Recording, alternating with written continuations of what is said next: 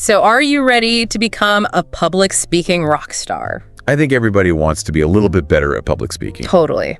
And you've sent us these 3 sources that seem perfect for a deep dive. They do seem really interesting. Yeah, they're all about practical techniques and, personal growth for speakers. Yeah, they're not just like vague advice. Exactly. You get into like the nitty-gritty, which I appreciate. So we're going to help you become more confident and engaging on stage. That's the goal. All right, let's do it. What really struck me was how these sources break down public speaking into like these core building blocks. Yeah. It's not just about, like winging it with charisma. Right. It's about understanding like the elements from like breath work to body language. Yeah. And how they all play a role. Mm-hmm.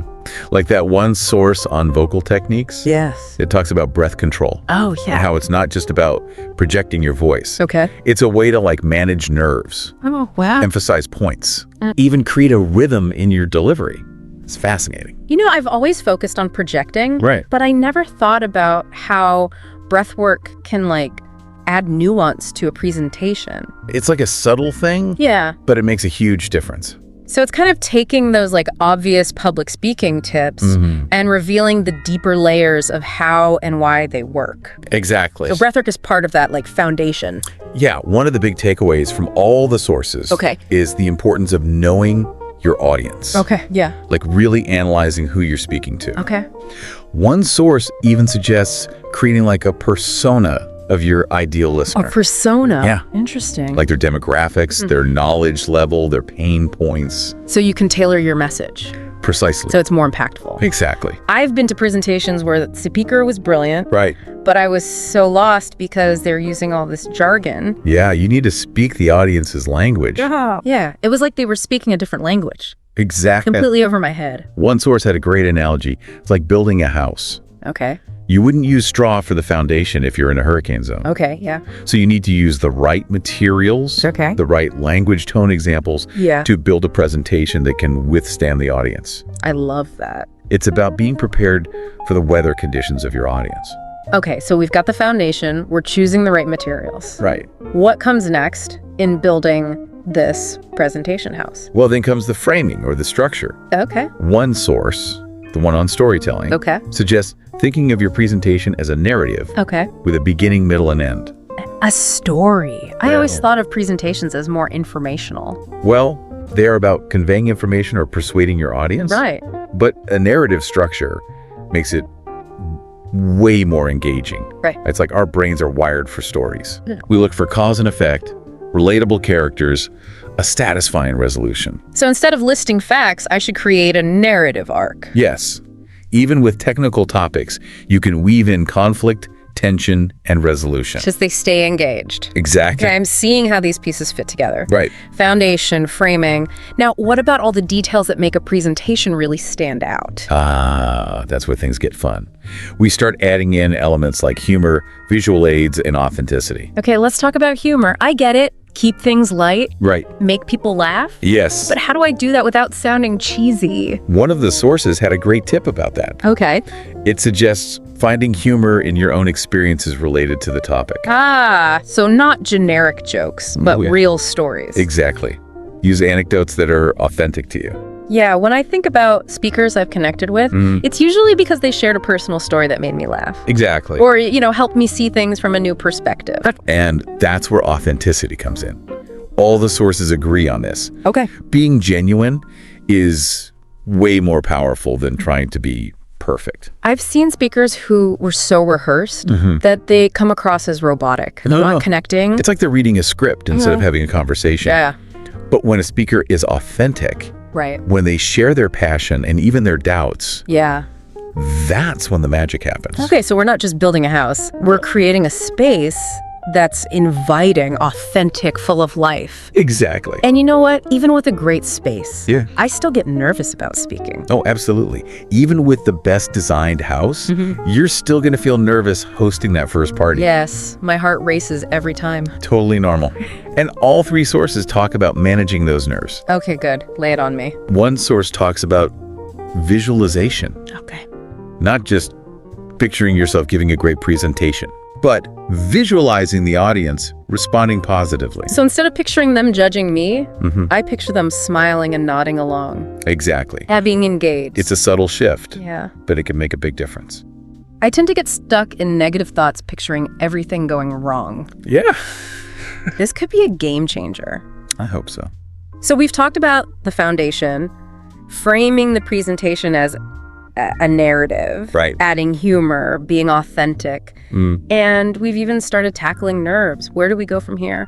In the next part, we'll dive into some more nuanced techniques Okay. for refining your delivery and making a truly impactful presentation. Ooh, I can't wait. I think you're going to like it. Sounds great. We'll be right back.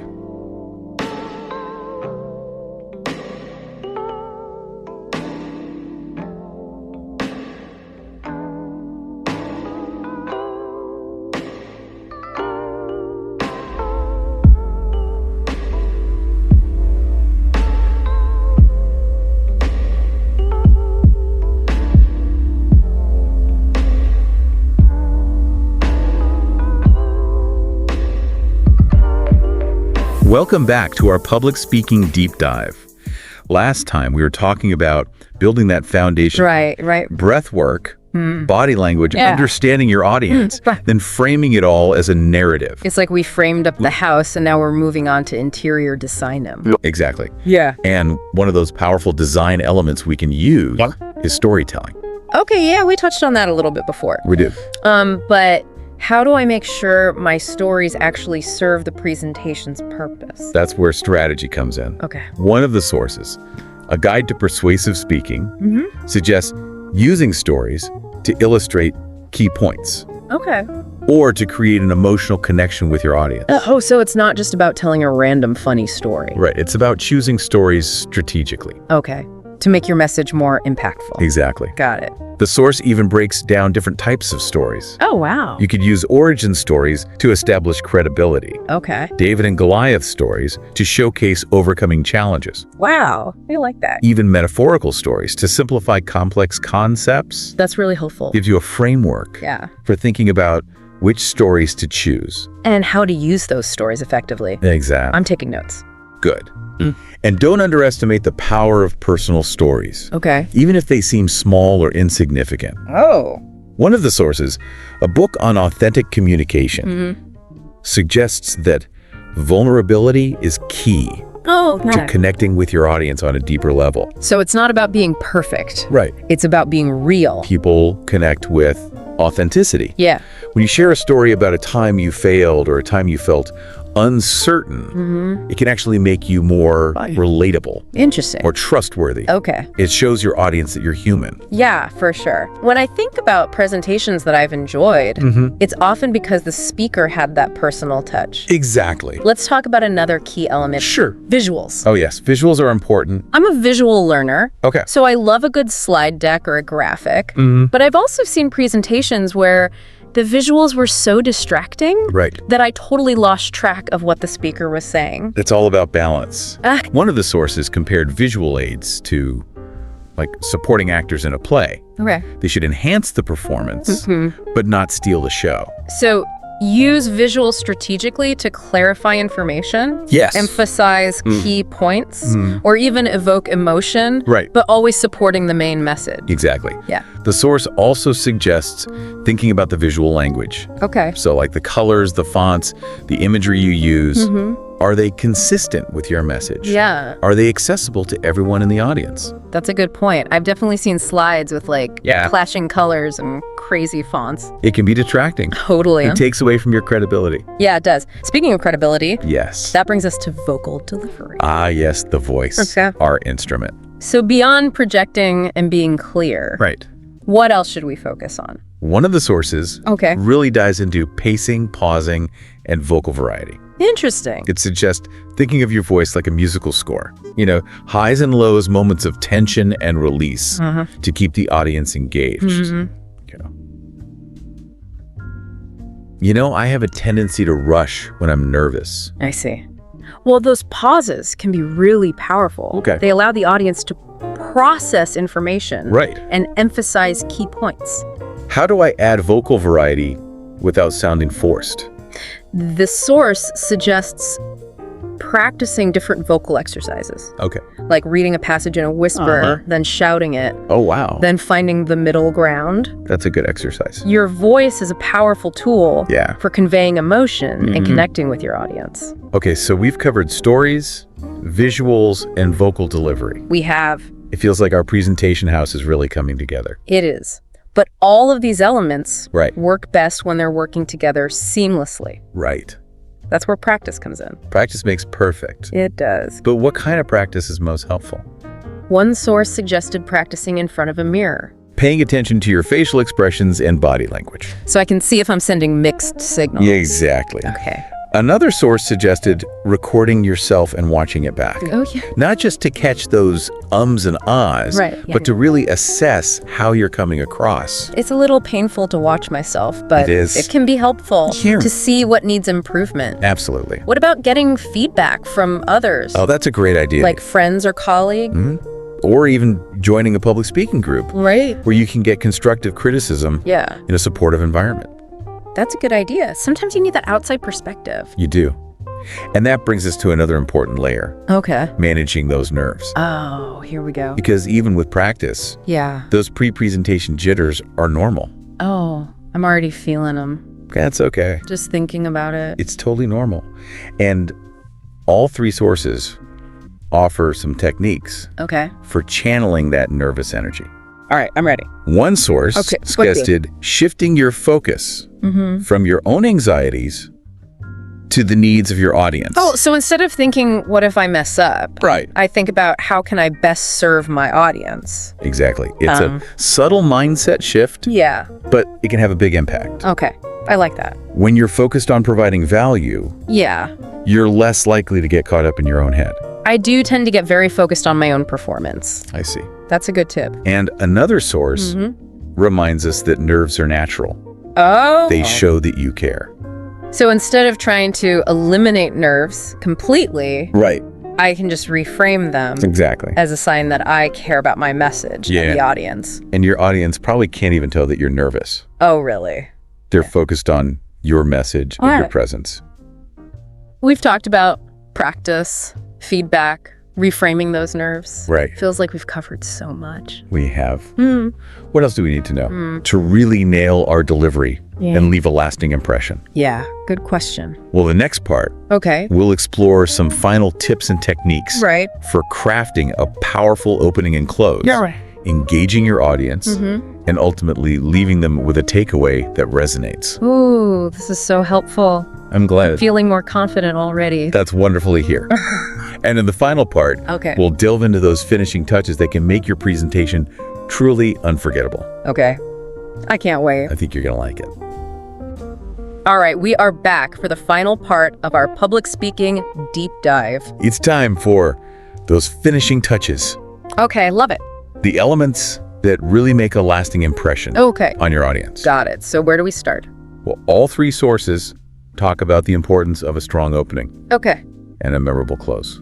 Yeah. They're like the bookends Oh, of your presentation. okay. They hold everything together. That makes sense. Yeah. I've definitely been to presentations where I'm like, wait, what was the point again? Exactly. I can't even remember how it started. It happens. Yeah. One of the sources called the opening a hook, Okay. something that grabs the audience's attention. So no reading off a list of facts and figures. I need to like capture their interest Exactly. right away. That source suggests a few different approaches. Okay. You could start with a provocative question, Okay. a surprising statistic, Yeah. or even a short, engaging anecdote. That makes sense. Spark their curiosity. And then, of course, the close is just as important. Right. One of the sources talked about ending on a note of inspiration or a call to action. So it's not just summarizing everything again. Right. It's about leaving them with the sense of purpose. Exactly. Or a clear next step. The source suggested crafting a closing line that is both memorable Okay. and actionable. What do you want your audience to do differently after hearing your presentation? That's a really good question. I'm going to have to think about that. It's worth spending some time on that closing statement. I will. Now, beyond the opening and closing, Okay. there are other things you can do throughout your presentation to make it more engaging. Okay, like what? All three sources recommend incorporating questions. Oh, asking the audience questions. Yeah. But what if nobody answers? Well, one of the sources had a tip for that. Okay. It suggested framing questions in a way that makes it easy for people to respond. So not just open-ended questions, like, what are your thoughts? Exactly. Got it. You could offer a multiple choice question Okay. or ask people to raise their hands. Okay, so it was less intimidating. People feel more comfortable participating. And don't forget about rhetorical questions. Oh. Even if you don't expect a verbal response, Yeah. they can be really effective. I'm going to start using more questions. Good. And along with questions, Okay. you can also use interactive elements. Interactive elements, what are those? It could be something as simple as a show of hands, Okay. or a more elaborate group activity, or brainstorming session. I do like that. One of the sources emphasized making those activities relevant to your message. Oh, yeah. The goal is to deepen understanding and make it memorable. So not just random fun and games. Exactly. Okay. As we wrap up this deep dive, I want to emphasize one final point. Yeah. Public speaking is a journey. Okay. It's about continuous learning and growth. So it's not about being perfect. Right. It's about always striving to improve. Each presentation is a learning opportunity. This has been so valuable. Good. I'm I'm glad. feeling much more confident. That's what we like to hear. I'm ready to tackle my next presentation. Remember, the most important thing is to be yourself. Yeah. Share your passion Right. and connect with your audience authentically. Thank you so much for all this great advice. You're very welcome. I'm feeling energized and inspired. And remember, the journey doesn't end here. There's always more to learn. Exactly. Until next time on The Deep Dive.